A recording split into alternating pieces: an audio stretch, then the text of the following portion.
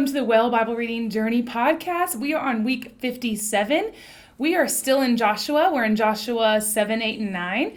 We're going to be in Psalms 57, and then we're still continuing in Luke. And this week we're in Luke 14. Man, we got a whole lot to cover. We talked about that we're going to try to spend a little bit more time in Luke if we can, as things are kind of ramping up to the final section of Luke and what he has for us in his narrative. But we got some good stuff in Joshua. So we're going to start in Joshua. Joshua keeps building, doesn't it? It does. It really does. This has been a really interesting section. So this week we're in 7, 8, and 9. You have, what was interesting as I came into this week's readings, Craig, I went in and I was thinking, man, we just had this awesome victory. Yeah. Like, I'm on a high. Like, I'm thinking they did some weird things. Can you imagine being like, okay, you're going to walk around quietly, don't say a word every day, and you're going to do all these things? You're like, I don't know why, but I guess we will. And then when they see the walls fall, you're thinking, wow, what a faithful people, right?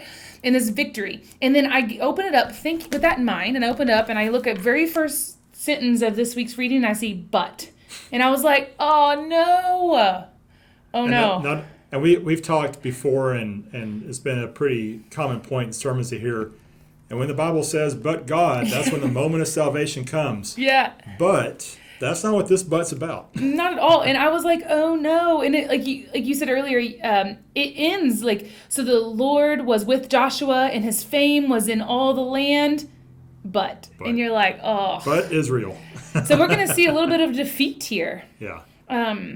What's interesting is we don't know exactly why is God so angry. It talks about these devoted things, but you don't really understand what happened and why yet. Yeah, so we've seen this phrase, destruction to devoted things, or devotion to destruction, or devoted things to destruction. My ESV translation has phrases around all of that, right? And and it always has this footnote attached to it that talks about this, or set apart as an offering to the Lord. That's what the one on the page in Joshua 7 that I have opened up to right now. But the point is that this weird phrasing is all around, and in the King James Version it says utterly destroy in similar places. So I got really curious about what that's about. So looking at the original Hebrew, that's one of the things that we've learned through this journey, is to go back to the original language and understand what was really going on in the original words that the author used, trying to get to the authorial intent, the intent behind the author who wrote, and what God was doing when he inspired the author. And here it comes down to the Hebrew word is, I'm probably going to butcher this, but herem, H-E-R-E-M. And that's, of course, in English transliteration. The actual Hebrew letters are H-R-M that the word is built upon. And it means this sense of setting apart or devotion to that point. But there's an action there, but there's also two outcomes that are tied up in this one Hebrew word. There's one outcome that could be to consecration to God. And what's consecration mean? It means to be holy or to be spotless, without blemish. And then, so that's one outcome. The second outcome of herem is one of blemish, it's one of destruction, and it's devotion that leads to destruction. And why destruction? Because somebody would be judged as blemished or with spot or unholy. So that was interesting, and based on the context of the word and when it's used, that can mean the devotion is there, but going into the action, the actor, the person, doesn't know how God is going to judge that word. Right. And so, and this is all the way back starting in Deuteronomy chapter 7, verse 2. God says, I want you to devote the people of Canaan, the Canaanite peoples. I want you to devote them to me, set them apart through herem, H-E-R-E-M. And so that our translations will say destruction, but I have to wonder how much we've been wrestling, or at least I've been wrestling with this Greg Boyd theory of God had a nonviolent plan for Israel coming into the promised land, and God had this thought of driving the people of Canaan out of the land through nonviolent means. So I wonder how much of the herem command is Israel was supposed to set the people of Canaan aside. They're supposed to devote them to God, But what God did, what was going to do with that was up to God. He's the judge. Whether he declared them as ready to be consecrated and set apart to God or to be destroyed, that was going to be God's choice. But Israel took that upon themselves and took matters into their own hands, literally through force of arms, and went in waging war. And then, of course, destruction is going to result because of that. So Israel didn't lead in that sense, lead in faithfulness, and God had to adapt the plan. So see if I can summarize a little bit what you just said, because there's a lot concept going on. So what I sort of hear you saying, Craig, is that this idea that we see translated most often as destroy or utterly destroy could have been translated as devoted. Yes. Devotion. They are choosing which word to use based on what's happening, right. The scenario. So the English translators translate based on the context or what happened. They both mean the same thing. So what he's saying is when you read that something was utterly destroyed, it could have been translated as completely devoted to. Yes. But it didn't, because in this moment they were destroyed. Right. And it all comes down to if they had blemish or not. Yes. How close they were in holiness. Which makes a lot of sense in the idea of, in this culture, when their idea of consecration specifically came from this idea of sacrifice. Yeah. When to consecrate something to make it holy, they had to sacrifice it, and only certain things could be sacrificed based on the fact if they had blemish or if they were perfect or not. If they were perfect, they could be consecrated and devoted to, and if they were not, if they were deemed unholy or had blemish, they would have to be not only not sacrificed, but they had to be taken out of camp and destroyed. And I think you found that was set up in Exodus, right? In Exodus, there's a concept of the goat could be considered not with blemish, and they could be consecrated or devoted to God. And then there was a donkey who would say it was blemish, and it was taken out of town, and its neck was broken, it was destroyed. Same word in the same passage. Yep. Yeah, this is that concept. This is interesting here as we think about it, because in this story we get both scenarios. We get a group that is going to be destroyed by Israel. The city of Ai. City of Ai. Yep. And then in chapter 9, we're going to talk about a group that is not going to be destroyed, and they're going to be in covenant relationship. Yeah, the Gibeonites. The Gibeonites. So the Gibeonites make a treaty with Israel, declare faith in God, and so they are, to your point, in the proximity, in the space of God. Yeah. And so they're saved. Right. When you say in the space of God, you talk about becoming more holy. Yes. We talk about holiness as proximity to the Holy One. So the closer you are to the proximity of the Holy One, then you are more holy. Since they are covenant relationship with now the holy people of God, they in turn are more holy. Therefore, they don't need to be destroyed, but Harlem. But instead, they could be devoted. Harlem, same word. Yep. Okay. Agreed. Interesting. And that may be a concept. That concept we may flesh out more and more as we go on. Yeah. But just to kind of lay the groundwork here. Yep. And we keep building on, it's not just Israel as a conquering army or conquering peoples coming in and wiping out a people group. That's not what's going on here. And we keep reiterating that point so that you see what the text is trying to get to, because there's something else entirely going on, and there's different lessons for us to draw out. Yeah. Ultimately, the goal is to make the land holy, yes. So that way God's holy people would not be tempted to worship other gods, right. do back to their what they're used to, which is living in Egypt. And that's the whole point. And the people that live there now have two options. They can either say, we're with you, yep. and we'll become more holy, therefore you will be devoted to, right. or I'm going to choose to not, I'm going to fight against you, or I'm not going to make a covenant with you, and therefore they have to be destroyed, because the ultimate goal is to purify the land. Lots of parallelisms here to what happened leading up to and during the flood. It does, yes. Yeah. So much here. There's a whole lesson on that we don't have time for today. So what's interesting is it talks about here at the very beginning of chapter 7, Israelites, we don't know what happened yet, but they talk about the devoted things. It says, "In the anger of the Lord burned against the people of Israel." And we're going to see that more and more. And I just had this thought, like, it feels like this God who's described as slow to anger is becoming less and less slow to anger. It's like they have tested him enough, and he's becoming more and more easily angered. And here's what I think is happening. To describe it for you, the people who would have read this and the people who wrote it, when they went back when God described himself in Exodus 34, when he described himself as, I'm a God who's slow to anger, that word slow to anger literally is the word long nose. They would say, oh, God has a long nose. Well, today when we think of long nose, we think of Pinocchio. Yeah. So we think of, oh, God lies a lot. You're like, no, you missed out. Back then, what that really meant was, have you ever felt incredibly angry, like super angry, and the tips of your ears and the tips of your nose become really red? Yeah. Like you're just really angry. That's what happens to our bodies when we become really angry. The tips of them become red. Well, what it's saying is when God says, I'm slow to anger, it doesn't mean he doesn't become angry. We see his first time to be angry is with Moses back in the burning bush.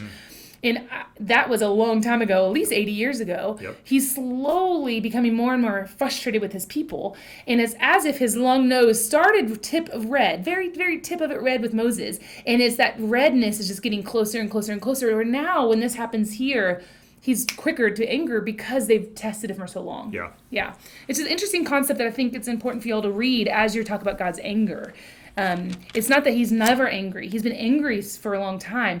He's slow to anger, meaning it takes a long time for it to have a retribution. Yeah. Love that mental image. And it's this complete reversal of Pinocchio. It is, yeah. It's like so odd. I don't know what to make of that. But speaking of God's anger, it's interesting why he's angry in this case. Joshua immediately, he's thinking, what's going on? But he knows that he messed up because God has threatened to withdraw his presence. Joshua tears his clothes and puts on sackcloth and falls to the ground. And God in verse 10 is saying, get up. Why have you fallen on your face? Yeah. That's not what you need. Israel sinned, and we need to make it right? There's actions to be done here. But God in his mercy tells Joshua exactly what happened, why he's mad. Yeah. And it gets down to Achan has stolen things that were devoted to God through the herem that we just talked about. And so now we have this sense where things can be devoted to God too and not just people's. And Achan has taken some of that and hoarded it for himself and hid it in the grounds of his own tent. Couple things came up to me in the same section when he said, Joshua, get up, and Israel has sinned. The first thing I thought of was, well, that's actually kind of comforting. It's comforting to think here, because it could have easily been like Joshua could be mourning and saying, no, where'd your presence go? And God's like, and I'm done with you. Yeah. But it's not what he does. He said, Israel sinned. It's like, I can do something about that. And for us today, we can do something about our sin. Yep. And so that was comforting to me that, you've sinned. Here's what you do about it. Yeah. That was comforting. And then also I wrote next to the getting up, I said, it's interesting that he says to get up off your face. He's like, getting up because you no longer need to beg. Right. You don't need to beg God to change his mind about his people, about Israel. Instead, you need to get up and teach your people how they need to change their heart about me. How much argumentation did Abraham and Moses have to do to save the Israelite people? But now God's like, nope, we're gonna fix this. Yep, we're gonna do it again and again. And it's interesting too the way we describe. We can do something about our sin. Like I can do something about my sin is kind of what we mean, right? And here it's very individualistic, and that corresponds to the individualistic mindset and perspective that we have as Western-minded people. In Eastern-minded perspectives and in the Bible, and you see this all throughout here, Achan's sin, that one person's sin, affects the entire community. Yeah, because it's communal. This same section says they. Yep. They have transgressed. They have stolen. They have taken the belongings. But Achan's the only one who did it. Right. And so there's this concept of this, like you said, and I wrote down, it kind of reminds me of the leaven. Remember we talked about the leaven last week? How it's just a little bit can become a huge clump. Yep. That little thing he did becomes this huge issue that people actually died because of. Yep.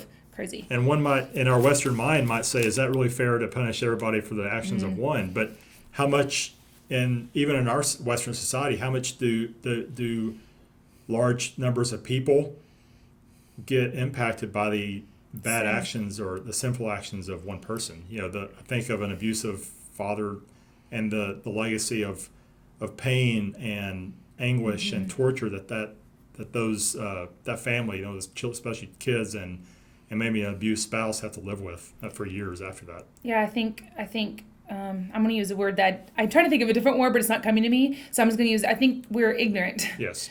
In the sense that our sin really does affect a lot of people. We think it's individual, but it affects way more than we think. And I think we're ignorant. Individual. It never isn't. Never is. And before we leave 7, I want to point out, we get introduced to AI, I pronounce it I, but we get introduced to this city in this chapter. And it literally means a heap of ruins. Yes. And I wanted to bring that up because as we get into 8 with the fall of Ai and into 9, we start to see these, at least I started to see these mounds of stone. And I know you saw it as a larger pattern, if you wanted to talk to that. I did. I noticed it here. Starting last week, we were introduced to these stones that were put on the west side of the Jordan. And then you had the stones that were in the middle of the Jordan. And so it kind of started there. You could almost, I'm stretching a little bit, but you could almost consider Jericho when the ruins fell to the ground. That would make a pile of stones would be left behind. Yep. So that's kind of one. So that was a little bit of a stretch for me. And then you have one here with Achan. When they buried him, it talks specifically in verse 26. It says they raised them over him a great heap of stones, and they remain to this day. Pay attention. It says remain to this day over and over again. It started with chapter 4 with the stones as memorial. They're here to this day. And then, like you said, Craig, it's here again in chapter 8. You get it twice in chapter 8, and you get it where it's talking about when they just the ruins of the city is described. They burn it up, and it's forever a heap of ruins that is here to this day. And then they hung the king on a tree, and that evening at sunset, Joshua brought him down, which was not normal. And back then, leaving the king up for long periods of time was what the norm would be. And so kind of ancient Near East practice. That's what I'm trying to say, yes. And so it's interesting that Joshua always brings them down because back in Deuteronomy, there's a reminder of a law that you do not leave something cursed on a tree overnight. Remember that? At dusk. Random side note. Yeah, anyways, and he says he buries his body in the heap of stones, and they stay there to this day. And we have more. I mean, I've read through Joshua now. I've counted at minimum 12. There could be more because I didn't catch the AI. I didn't catch that one. Yeah. And so there could be more. I added that one now. I was at 11, now I'm at 12 because of that. But I did not see that one. So there could be more as we study. Yeah. I don't know what it all means. All I know, and most of them say they're there to this day. There's too many references to that for it to be accidental.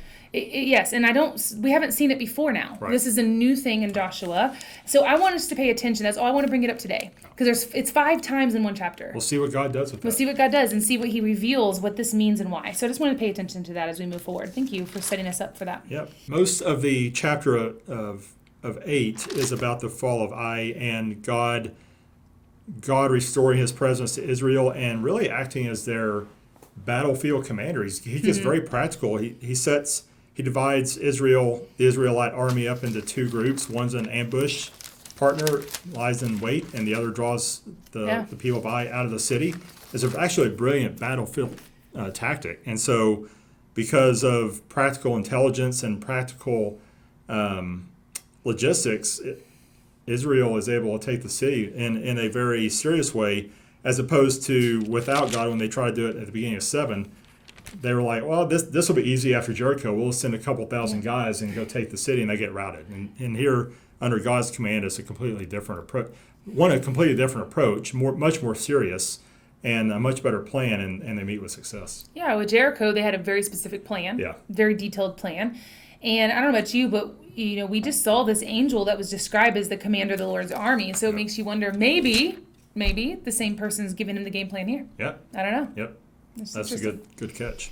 Maybe not in the form of an angel, but maybe just as it's the Lord. Either way, God was their commander. Exactly. Yep. Either way. And then in verses 30 through 35 of chapter 8, we get Joshua.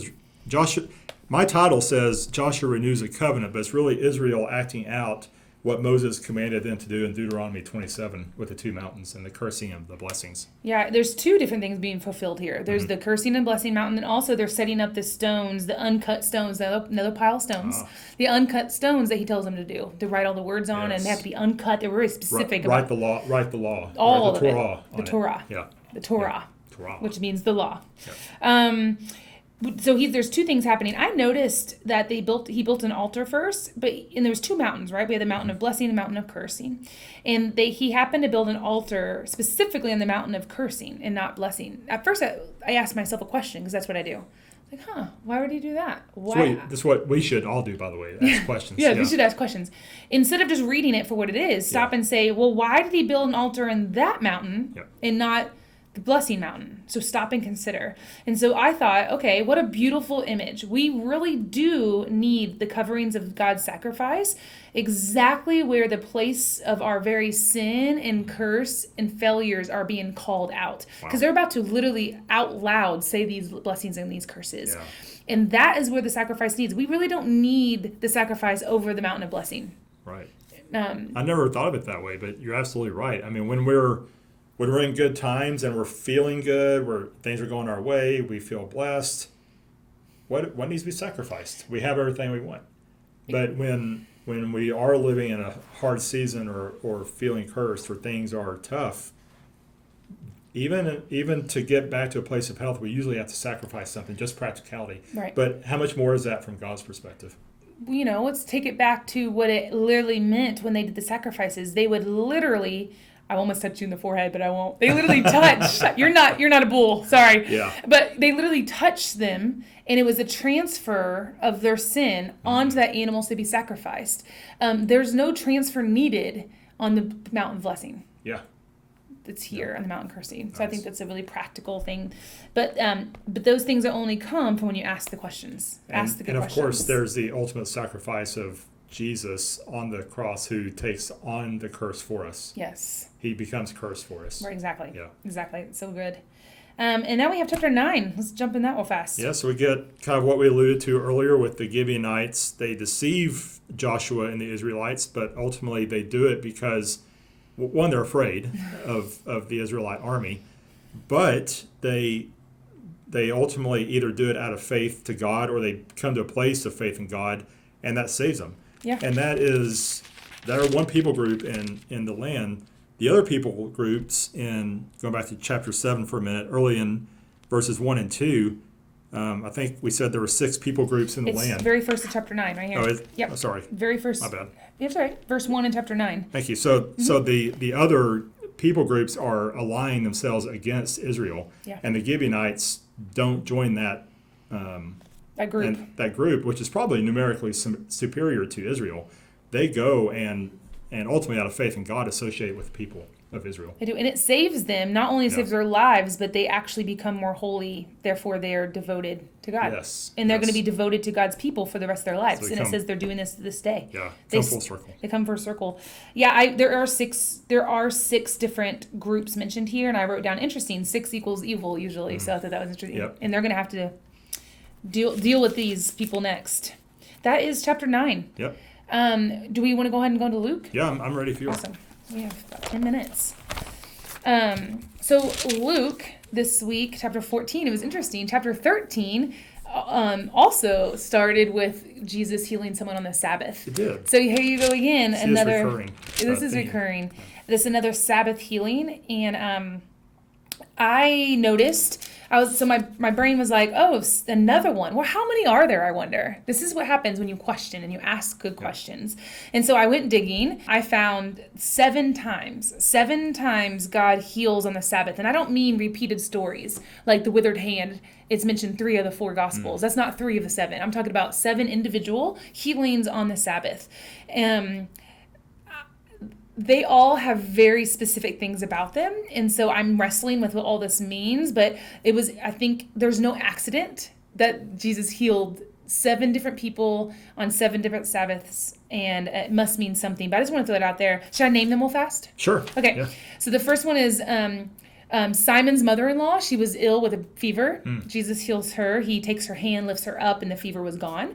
You have the withered hand, where he has to literally reach out, which we talked about before, was the act of faith. He is not able to reach out. Like, he's not capable of reaching out. Yep. So the action of him even reaching out was him having faith that it would happen.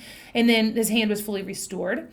The third one is the blind man who was born that way. It's the only one of that were born that way. It's the only one. But what I see is that there's this whole range of. I was going to say there's different reasons for all these Exactly. And it's going to come to me why. I've got this. And then but this is the one where he spat on the ground and made mud, and then he put it on his eyes, and he had to go wash it in the pool, and then he could see.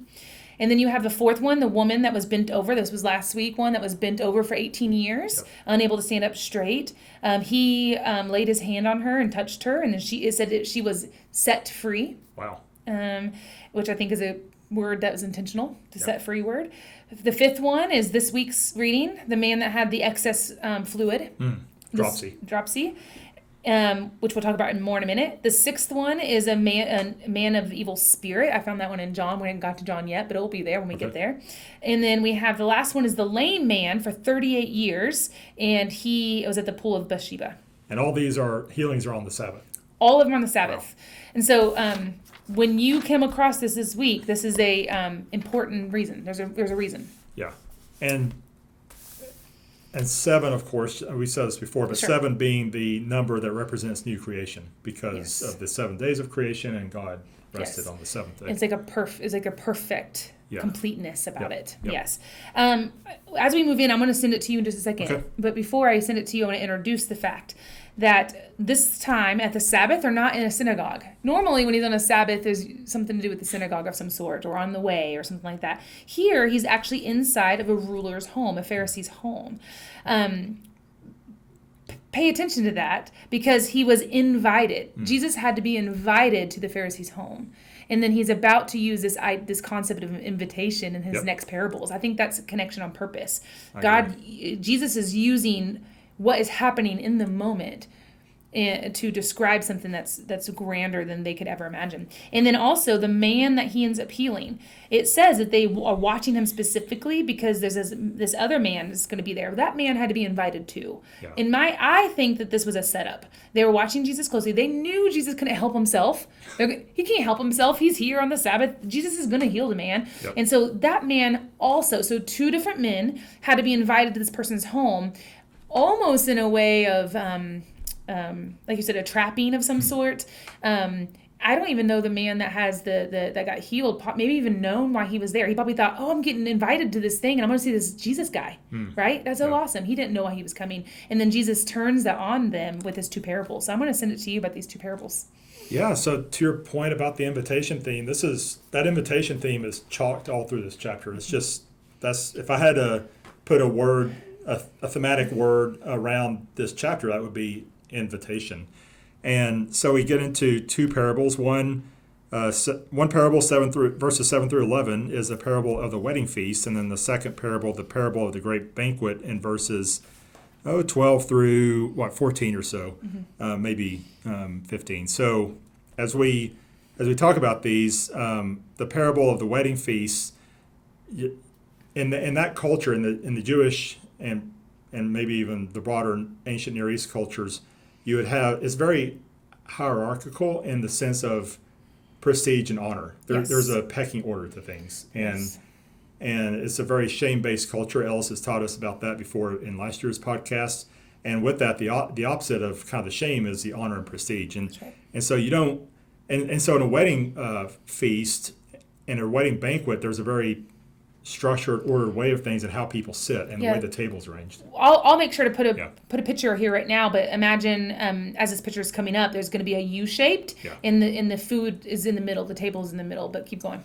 And if we contrast that to the way we do weddings in kind of 21st century West, and especially in America, you point this out in our pre-talk, you have one table set aside for the bride and groom and their family, but the rest is kind of equally and democratically spread and randomly placed round tables around the room, typically. And so that's kind of more of our egalitarian mindset that would structure that. But this, again, in the Jewish context of the New Testament, it's very structured. So the point of Jesus is saying is, in this parable, you don't rush to the head of the table and kind of rush yourself ahead and expect to be honored in that way.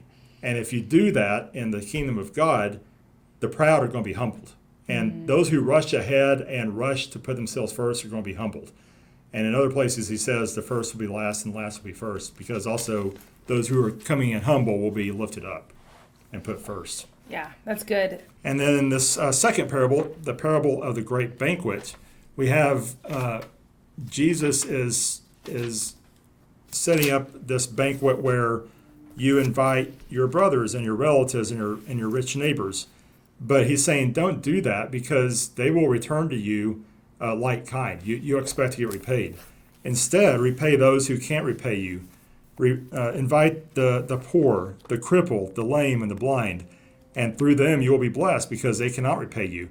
And then he sets up in verse 14, for you will be repaid at the resurrection of the just. And this is the first time where Jesus sets up the resurrection as the time when things will be put back to rights, when the final judgment will come, and the just judge will come to restore things as they were intended to be. He's mentioned resurrection before, but never in this way. Right, exactly. That's what you're trying to say. This is the point of, yes, resurrection's been mentioned, but this is the point of when that great day that Isaiah brings up, the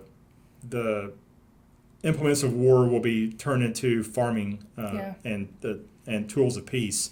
The lion will lay with the lamb. That great day of peace, and in Revelation where God will come and wipe away their tears, and pain will be no more, because the old order of things has passed away. This is the day that Jesus is looking forward to. So this is the day we should be looking forward to, and living now so that we prepare for that day. Yeah, that's good. I didn't realize that when you said it in the pre-talk. It made me start thinking about it. And you're right. This is like they're getting more. It's getting more intense. Yes. It's coming to the end. Jesus is revealing more and more. But what does this mean? I've been telling you this is coming. Yep. This is more of what it means, and they're most likely not catching it. Yeah. And even the disciples, most of them don't catch it until after the resurrection. That's right. That's right. Speaking of disciples, what I wrote during the section you just talked about, I wrote next to it, says, coming to Jesus is simple. It's just accepting an invitation, which is true. At the end of the day, you have to accept the invitation. Yeah. And that it really is not that hard. But the next section, but there's more. There's a cost to discipleship. I can follow Jesus. I can accept Jesus. I can become saved. Yep. But if you want to actually receive the blessings of what it looks like, not only in the future, but now, today, there is a cost. You have to do more than just accept the invitation. There's a sense that we have to live into the invitation to become the complete human being that God has created us and called us to be. We can enter in and we can accept the invitation and kind of sit in the threshold of the doorway and maybe not eat at the table and be a thin version of what we were supposed to be. But if we come in and truly partake and roll up our sleeves and dig in, that's work. And Jesus is going to talk in the last 10 verses or so, 25 following to the end of the chapter, about the cost of discipleship. And before he gets there, he talks about those. I think a third parable can be set up in verses 19 through 24 or so, 16 through 24. And Jesus is talking about a master or a householder who sets up a banquet and invites everybody, and he gets excuses from the people who are invited first. I just bought a field that I have to go tend to. I have herd of oxen that I need to go make sure is okay. I just got married. These are excuses, but these are interestingly parallel to what the reasons for getting out of military service are set up in Deuteronomy 20. Yeah. It's exactly parallel, which is kind of interesting. And they're set up as positives in Deuteronomy 20, but they're set up as very negative here in this chapter, in this parable.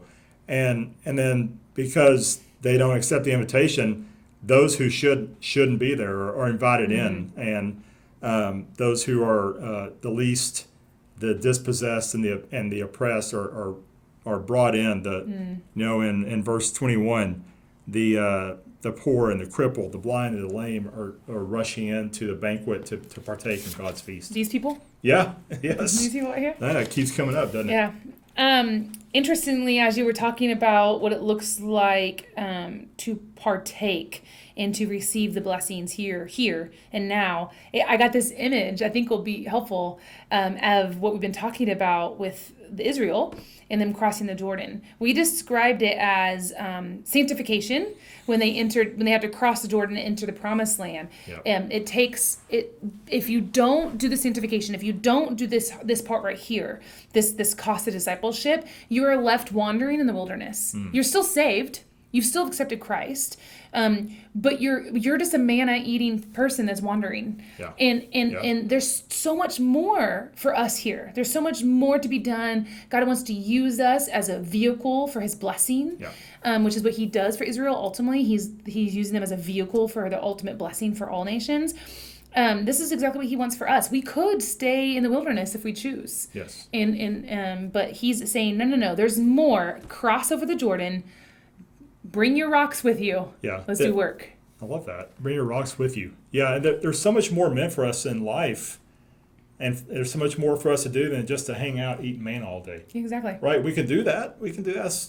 God will still be saved. We'll still be in, but there's so much more that God has for us, and we cut ourselves and God's purposes and the creation short when we don't live into that. This last thing before we get going, before we end, do you want to talk about this whole idea, this weird feeling we get when it talks about we should hate our mother and father? Should we talk about that as we finish? Yeah. So there's this. Find my because notes. I can feel. Yeah. Like you're like, wait, you That's just in verse told me 26. you told me I'm supposed to love my enemy, but now you're telling me I should hate my mother and father. What's happening So here? what's Jesus Explain saying to here? us. Yeah. And so one interpretative method of Scripture is to use Scripture to interpret Scripture and don't pit Scripture against itself. Right. We're going to assume that Jesus is not going to want to contradict himself from one point to the other. So looking at the original Greek word that's used in verse 26 where he says to hate those that don't, you got to hate your mother and father, etc., and come serve me. That's part of the cost of discipleship. He's not talking about mental revulsion or physical hate, a physical violent hatred of somebody that you would feel, somebody that just wronged you totally, which is a sin, by the way. But it's this sense of Greek word miseo, M-I-S-E-O. We have this word of misery that comes out of that word, but there's also a sense of to love less. It's an ordering, the sense of ordering. That's part of the way we should be reading this passage is there's this ordered structure to your relationships when you follow Jesus, and Jesus is meant to be the Alpha and the Omega, the first and the last, including of our devotions, going back to that sense of we're devoted and set apart for Him, and in Him we're consecrated because He takes our judgment. And so from that perspective, that's how I think we should be reading the word hate here. Interesting, yeah. I also picked up on this idea of hate and how it's a comparative word, comparatively to the way that I love and devote and have loyal love to God. Comparatively, it's like it's less towards my family and my parents. But it made me think. All of a sudden I had this light bulb moment. I was like, that kind of reminds me of the creation story. Of course, I went to Genesis. Yeah. If Ellis was here, he'd be like, Amber's going to Genesis. There we go back. I went back to Genesis chapter 2 when it described what it looked like for a man to leave his mother and father and to cling cleave, I think is the word. Cleave, yeah. Is the word that was used. To the woman. And these words were really interesting. And I think it may help what we're talking about here. To leave the mother and father is the word that literally is the same word as forsake throughout all this Deuteronomy talk and all this Joshua talk we've had the last few weeks. We've talked a lot about forsake. Yeah. I will not forsake you, but if you forsake me, I will forsake you, and I'm going to turn my face. We talk about this forsake word a lot. It's the same word there. Exactly the same word. When I leave my parents, it's like forsaking them because I'm supposed to adhere. The word for cleave we use in English is actually a word that means to adhere. I like to think of it as Velcro. As Velcro. I actually have a piece of Velcro here. Let's see if it's going to have enough space. Oh, yeah, look at that. I have a piece of Velcro here. So for them to leave his mother and father, it is painful. Like this ripping effect. You hear it. You hear it. Yeah. I'm going to do it closer to my mic. There we go. To leave your family, or when you cling to God as your number one, there is a ripping effect. Yeah. To cling to something else, I have to rip away from the thing that I was clinging to before. Yep. That's what God is saying here. There's a tearing, there's a painful act that is required for you to put him as number one, but it is necessary to put him as number one. Right. And when you do that, it's almost like you're forsaking them, but forsake not in the sense that you are abandoning them. It's just for life or whatever. Yeah. But you have to put God number one. So through your relationship with the Lord, they can be blessed. Yeah. That's what he's saying. You love me so much that it looks like you're hating them, but in turn, you're actually going to bless them. And to love them more because you love God. Exactly. It reminds me of the marriage triangle where you have the man and the woman here and God up here, and the closer you both get to God, the closer you are. Yeah. As a spouse. Yeah. As spouses. I would close real quick with verses 28 through 32 of Luke 14. We have images of stonework and war again, which we started out in early chapter 13 with Pilate bringing in his troops to kill the Galileans, and then the fall of the tower there in Siloam. And so again, we have images of war and stonework, but this time they're more in a positive light. So I don't know really what to make of that. Just interesting parallelisms that kind of bookend the last two chapters for you to consider. We hope you have a great week. I know that you're going to be blessed as you dig into the Word and as you ask good questions. Don't read it for surface level. Read it a second time and ask some questions and dig in. See what you find. Maybe you'll find something that we never would see. And when you find something amazing, let us know about it. We hope you have a great week. We'll see you next time. Bye, y'all.